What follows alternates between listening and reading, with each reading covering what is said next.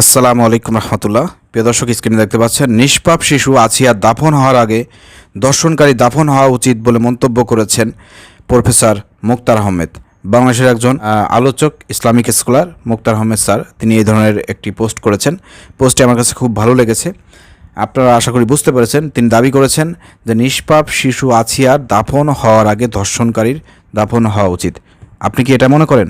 যদি মনে করেন কমেন্টে ইয়েস লিখবেন আর ভিডিওটি শেয়ার করে সবার মধ্যে ছড়িয়ে দেবেন। এটা কি সম্ভব? অনেকে বলতে পারেন যে এটা সম্ভব না।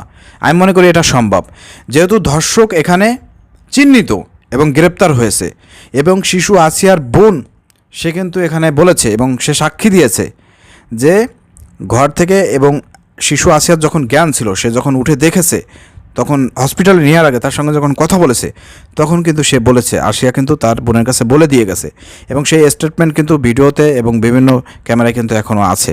এবং তার বোন কিন্তু বলে দিয়েছে যে দরজা খুলে দিয়েছে তার স্বামী, আর তার শ্বশুর হচ্ছে আপনার তাকে বের করে নিয়ে ধর্ষণ করেছে।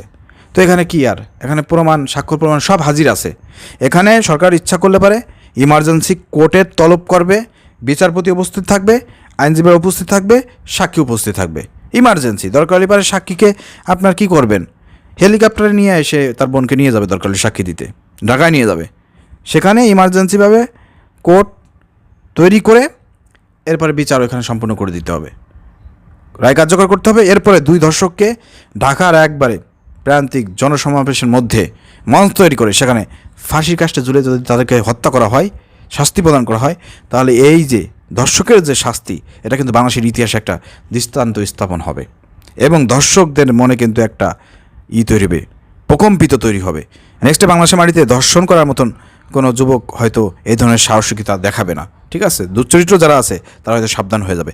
বাংলাদেশে ইতিমধ্যে আপনারা দেখতে পাচ্ছেন ধর্ষণের কিন্তু একটা মহড়া চলতেছে, চারিদিকে খালি ধর্ষণের আমরা নিউজ শুনতে পাচ্ছি। এটা কারণটা কি? এটা মূলত সঠিকভাবে বিচার হচ্ছে না।